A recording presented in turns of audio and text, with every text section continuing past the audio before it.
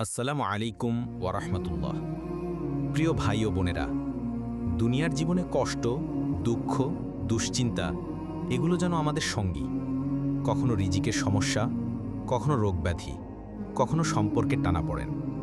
কিন্তু একজন মুমিনের জন্য সব সমস্যার মাঝেও শান্তির ঠিকানা একটাই, আল্লাহ সুবহানাহু ওয়া তাআলা।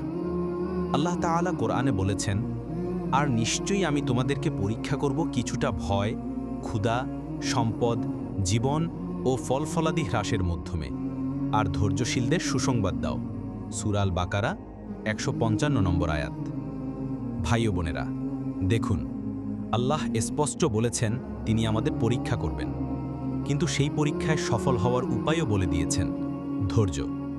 রাসূলুল্লাহ সাল্লাল্লাহু আলাইহি ওয়াসাল্লাম বলেছেন, মুমিনের অবস্থা কতই না বিস্ময়কর। তার প্রতিটি অবস্থা তার জন্য কল্যাণকর।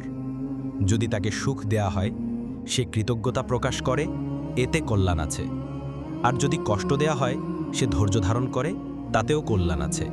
মুসলিম। আমরা অনেক সময় সমস্যায় পড়ে বলি, কেন শুধু আমার সাথেই এমন হচ্ছে? কিন্তু মনে রাখবেন, এই দুনিয়া হলো পরীক্ষা, এখানে কষ্ট আসবেই। তবে ধৈর্য ধরে আল্লাহর উপর ভরসা করলে প্রতিটি কষ্ট আমাদের গুনাহ মাফের কারণ হয়।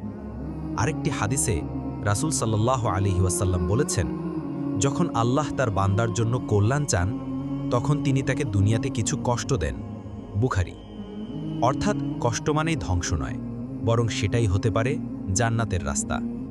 তাই ভাই ও বোনেরা, যদি আপনার জীবনে কষ্ট আসে, হতাশ হবেন না।